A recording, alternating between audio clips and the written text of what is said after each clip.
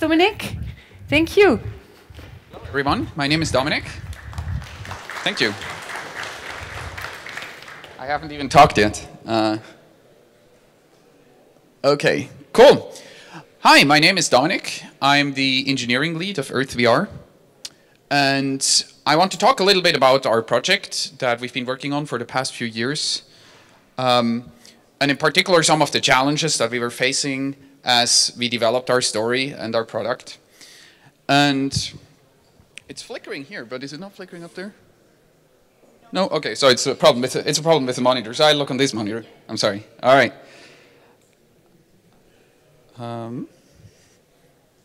It's not working anymore. Okay.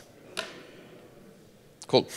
So one of the reasons I love working on Google Earth is that there's an entire planet out there that has so many landscapes and so many places that you could go and explore and visit. And even if you had all the resources and the money in the world, you couldn't visit all these places because there's just too many of them. And enough people at Google thought that was a problem worth solving. And so for the past few years, we spent an incredible amount of time sending airplanes and satellites to capture every angle of the world from aerial perspectives and fusing them together into meshes with photogrammetry to create this globally consistent 3D model that we could then explore. And so we have this giant 3D model of the world. And what we had to do next is we had to build clients, like the Google Earth client on mobile or on desktop, that some of you might know. And it's great because you can use touch or you can use the mouse to explore the planet. But one thing that occurred to me when I started working on the project many years ago is that there's always this barrier between the human and this planet. You never quite can step into the world. You can only look at it through this tiny window. And so you never have the illusion that you're actually traveling to this particular place. And I was working in movies before that in the animation industry in California. And something I always wanted to do is try to take something from the movie industry, which is that we want to optimize for the emotional appeal for whatever we build. And I was trying to bring that to Google Earth. And so one day, I got my hands on one of the first Kickstarter prototype VR headsets. I was able to try it. And I was like, that's it. That could be the solution to bring Google Earth to the next step, to just remove this barrier between the human and the world, that it could really feel like you could walk through that. And so I started sketching around, I started playing with prototypes, but it turns out that engineering for VR is actually really hard. First of all, hold on.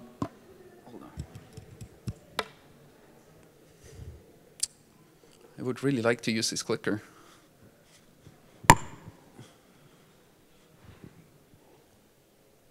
Okay. First of all, you need to maintain immersion in a virtual reality experience. That means that whenever the head pose changes, you need to immediately draw a new frame. You have exactly 10 milliseconds or 11 milliseconds. And if you don't redraw a new frame, you know, the screen draws the image from the previous pose. And so your head and your eyes have a mismatch of visuals, and people get uncomfortable with it. And in 10 milliseconds, you need to draw your world. Now, in our case, your world means the entire world. That basically means that in the human blink of an eye, we need to redraw the entire planet 20 to 30 times. Like on the left eye, on the right eye, and many times. And that is hard enough if you have a really finite scene. But in our case, you have entire buildings, you have entire cities, you have countries. And you eventually, if you zoom out enough, you have a world that spans trillions of triangles. And so to render that in real time in 10 milliseconds, that takes a lot of work. In addition, we didn't just want to render all of this. We wanted to have volumetric effects. We wanted to have realistic sunlights. We wanted to have atmospheric scattering. We wanted to have all these visual effects that makes it feel more real, because light and shadow and all of this contributes to realism. And I don't want to go too much into technical details. We have a separate talk about this online on YouTube. But suffice to say that we had to rewrite our rendering engine completely to multi-thread everything. We had to predict where the head pose is in 50, 60, 70, 80 milliseconds from now. we had to in parallel build out all these different scenes that would happen in the future frames, so that by the time the display wants to fetch whatever image is ready to be rendered, that we have it ready in graphics memory. If you want to know how we did this with OpenGL and fought with the drivers, there's this talk that you can look at online. Today I want to talk more about the design issues that we faced afterwards. But I do want to mention that actually the tech part of it was really hard. And the other problem is that we had to do this in the very beginning to even just start exploring the user experience, because if you don't have a renderer, there's nothing that you can play with. So I did that for a while, and at some point, there was a first demo that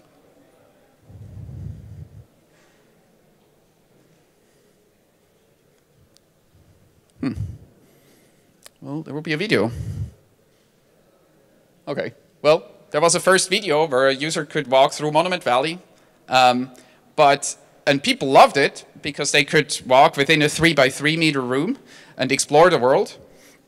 But ultimately they were constrained by the wall, because whenever they would face the boundary of the wall, they couldn't go past. And we found that they really want to go to all these places that matter to them. And so we had to find out how we could allow them to navigate through the room. Oh, that is a video.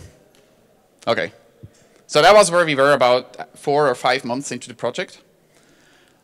And people loved it. So I was able to show this to our co-founders, Larry and Sergey, and he brought in people like J.J. Abrams and various movie directors, and they gave us all these suggestions, like how this could be something groundbreaking if we actually launch it to the world, but we didn't really know how to do it. So here you see a user would want to go past the wall, but there was no way to do so, because there was also no controllers. Like at the time, there was no HTC Vive, there was just a prototype headset that was 3D printed and no input devices. And at some point, we got these prototype controllers that were pretty clunky because they were also just 3D printed, but that was something Valve was experimenting with before it turned into the HTC controllers.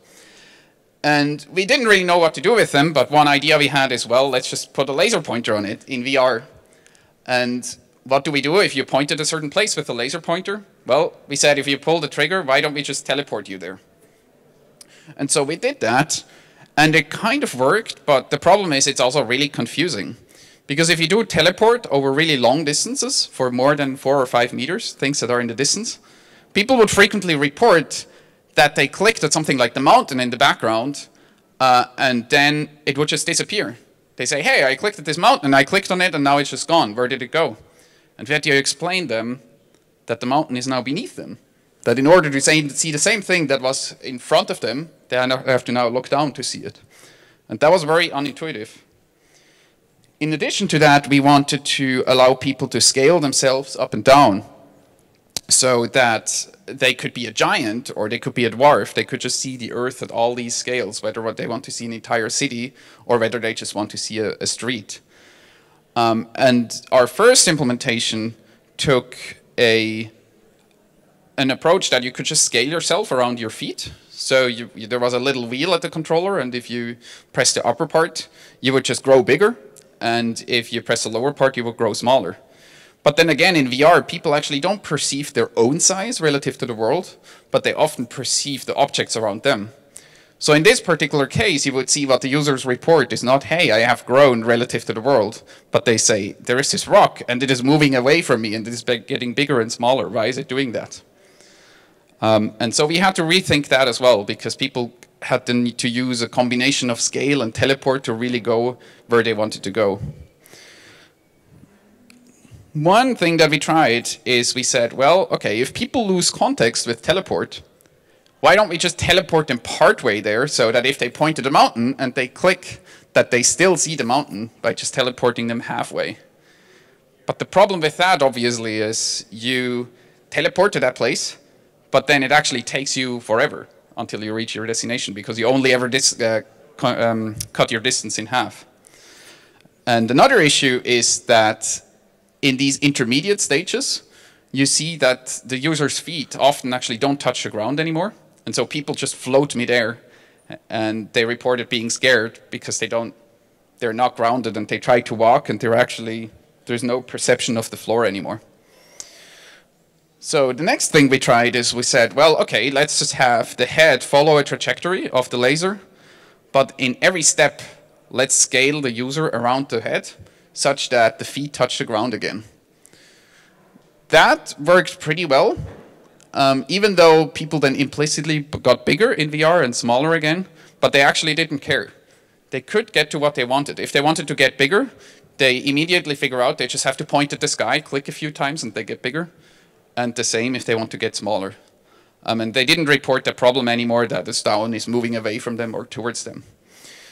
But the new problem is that they just need to click a lot. There's an awful ton of clicking that is really unergonomic. And second, the entire thing still feels a bit like a slideshow because there's just hundreds of frames that you go back and forth between. And really what we would have liked is a continuous version of this where you just point in a certain direction, you fly along that trajectory, we rescale you to always satisfy the invariant that your feet should touch the ground. But as you all know, it's a really bad idea to have virtual camera motion in VR, because if the visual system and the vestibular system disagree, you get motion sickness for users. And for a long time we were faced with what we thought was a zero-sum game, that you either have nausea or you have context loss. You either go with smooth motion, which maintains context, or you go with a teleport approach that makes everything a slideshow, but at least you don't get sick. And we played with this for months, and we're about ready to launch something that was teleport-based, until one of our engineers, that was luckily very sensitive to motion sickness, figured out that the thing that really made him sick were the high frequencies in the periphery. So everything that was around the central 50 or 60 degrees, he started to just blur out, just apply a Gaussian blur in the fragment shader, and that eliminated a lot of the motion sickness. And he just did that while the camera was moving. So as soon as the virtual camera would stand still again, and he could walk around the room, but there was no movement to the virtual camera, he turned it off and that was no problem. And in addition, he drew a virtual ground that you see this faint grid line that is aligned with the room's ground. And so that gives you a stable horizontal ground. And the combination of peripheral blurring and displaying a ground eliminated motion sickness for the vast majority of users. We had to twiddle a lot with the parameters, but we found a set of parameters in this space that worked well for 90% of the users. There's still some people that can't take it, but it was way above the threshold that we wanted to launch this to a wider audience. Today we call this technique tunnel vision, and is foundational to what we do in Google Earth VR. And so we ended up shipping scaled flying. Scaled flying. And then you could scale yourself all the way up, even to a point that you're so big that you're basically the size of a planet. And the planet is right beneath you, and you could make yourself so big that the planet is just like this ball that you stand on, and it could feel like you would fall off if you do a misstep. And that then again made some users scared, especially as they were standing in space, walking off the planet. And not only that, it was also unergonomic to just always have your neck pointing down and fiddling with the controller downwards. And so we added another feature where you could take the globe, and instead of having it below you, you could have it in front of you. And so you can just switch back and forth between these two modes. And at this point, the planet really becomes this object. It is not the environment anymore. It is this object that you're sharing a space with. It is you in the room and the ball, this planet, in front of you. And once people realize that they can go back and forth in this mode, the planet is really like their friend that they would want to play with. They ask that they can spin it. They say, why can I just not grab a country and drag it around and throw it around? And so we added this tractor beam that you see here on the controller, where you could just grab something and start spinning it. It looks like this. And once we saw that for the first time, I took a step back and I realized, that was about 1.5 years into the project, I realized that this is really coming to the point where we started, that we have something that is really like traditional Google Earth. You know, you're standing in front of the planet, you can grab a point with the mouse, with a tractor beam and move it around, except that this time now you didn't have this screen between the human and the world. So it was really encouraging that through all this journey, we now had a goal reached, except that now this time you could also just bring the planet in front of you, beneath you, and then walk around. And then with this drag technique, the question is, okay, now we have this tractor beam, so what do we do if you go back into the environment mode, where you just walk through the world? Do we disable the tractor beam, or do we just try to make it work? It turns out in some cases it works well. So you just grab a point that is on the ground, you drag it towards you, works fine, it's no problem. But now if you grab a point that is above you, you can actually get in really bad situation where you just have entire cities slam into your face, or mountains, and people immediately want to take off the headset when that happens. So we couldn't ship that. And we tried a variety of geometric tricks to get around this. And one technique that we found works well is what we call cone drag, is that you define an implicit cone where the apex is the position of your feet, and the wall of the cone is defined by this point that you're initially clicking, and then the object that you're moving, which really is the position of the planet if you think about it, slides along this surface. What this looks like in practice, you can see here in this video of New York City, where you can now do what we call the Spider-Man move. So you grab a point, the apex of the cone is on the original tower, and then the cone's wall is between the original tower and the next tower, and that's where you slide in between. It's really cool. And these are the 4 techniques that now form the foundation of Earth VR's navigation. With that, we found that you could go anywhere at any scale, and not get tired of it and not get sick of it. So we gave this to a lot of users to test. And it turns out they immediately could finish all the task completion tests in user studies. We told them go from there to there, find all the, all the shopping malls, whatever. But there was something missing. Like they weren't quite reporting the emotional appeal or the emotional feedback that we were hoping for. And we were asking them why. And some of them reported that it feels great, but it also feels a little lonely and quiet. And so I was thinking like, quiet. We were always just optimizing for visuals, but really we perceive the world through all these different senses. And one of them is audio. And so we started sampling and thinking about the noise that surrounds us at different altitudes. We started going out with ambisonic microphones, recording bird chirps. We started mixing ambisonic tracks with wind at high altitudes. We had a sound designer create the sound that we would imagine that the space sounds like, based on some of the NASA recordings you can find on the NASA website. And we sliced the lat-long owl space into these different onion layers that have different sound loops associated with it. And that created an ambisonic soundscape where you just always have the right soundtrack based on your current altitude. Not only that, but also based on the current time of day. If you're on the bright side of the planet or of the dark side of the planet. On the bright side, we play birds. On the dark side, we have crickets. And if you're somewhere in between, we blend them. I didn't explain, you can also grab the sun with a tractor beam and just move it around, and you can create sunsets or move it to the other side, and then it's night. And that feeds into that as well. We also added sounds for flying. We have wind. We added sounds for dragging with a tractor beam. We took a big rock that we just dragged across the ground and had microphones in the ground. And then aside from sound, we also found that physics plays a role. So especially when you have the planet in front of you, it is really like this actor, it is this object that is in front of you. And what we know about designing from VR is that everything that you interact with needs to have agency. It needs to have all the physical properties. It shouldn't just have lighting and shadow and texture. It should have physics. It should have sounds associated with it. That all of these properties together make up the character that you're trying to simulate. That is true for human characters, for biological characters, but that is also true in our case for the planet. So we wanted to see what that would feel like. This is dragging without any physics associated with it. At the ground level, it looks like this.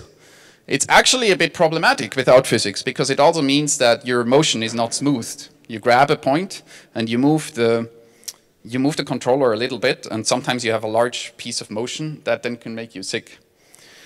And so we applied a physically based model where we said, okay, if you start dragging a point, we don't immediately trigger the cone drag algorithm. We actually attach a spring there, where the end of the tractor beam has one end of the spring and the planet has the other end of the spring. And you first need to break this spring to break the static friction. And then after you break static friction, you have another spring that would then make that the planet goes slightly behind you. And after doing that and putting in a few parameters, this is what it looked like. So this is still a straight laser in blue, in red. And then in blue, you see the point that is attached to the planet that is lagging slightly behind. So the spring in this case is going between the end of the red tractor beam and the blue circle. But of course, visually, that doesn't look that great because now the thing you're dragging is not connected anymore to the tractor beam. So instead of having a straight tractor beam, we replaced that with a cubic spline and had then a bent laser so that you grab something, the laser would always not really behave like a laser anymore, I guess. And this is what it looked like. And it made so much of a difference. We actually saw that in user time, that people just started playing with it more because it just felt more like a toy. Like you grab this thing and you play it around. It felt more like a toy or a simulation rather than a utility.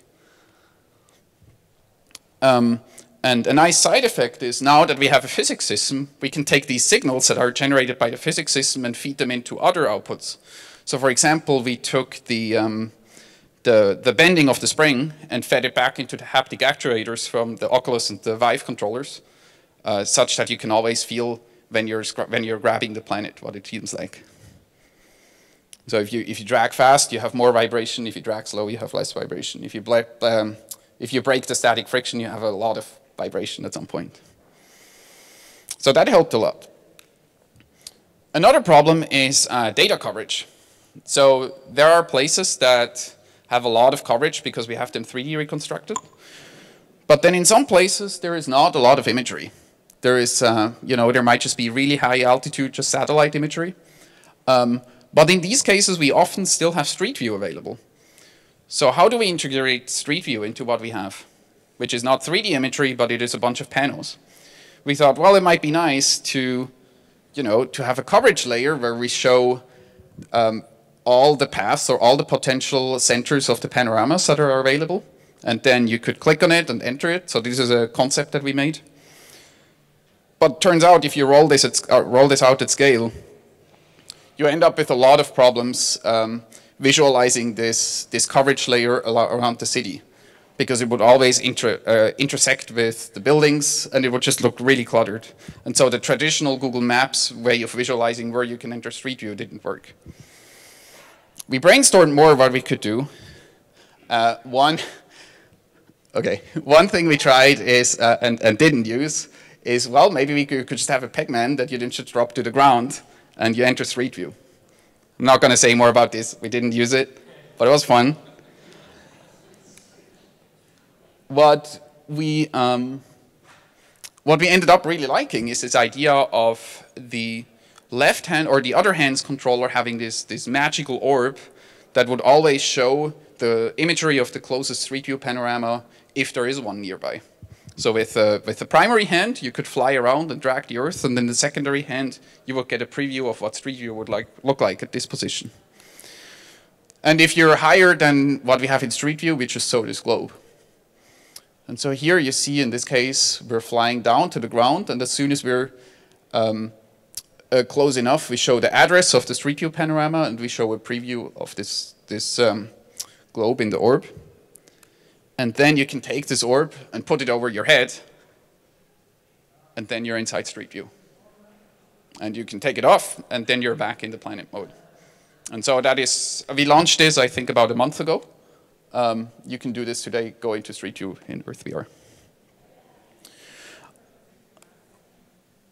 So that's a lot of the components that worked, that went into Google Earth VR. I now have a short clip, but it looks and sounds like once we put this all together. I hope the sound is going to work. Let's see. Is it?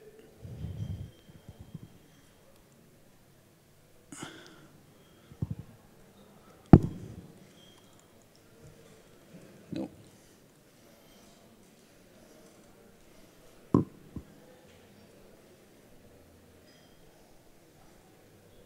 Okay, maybe not.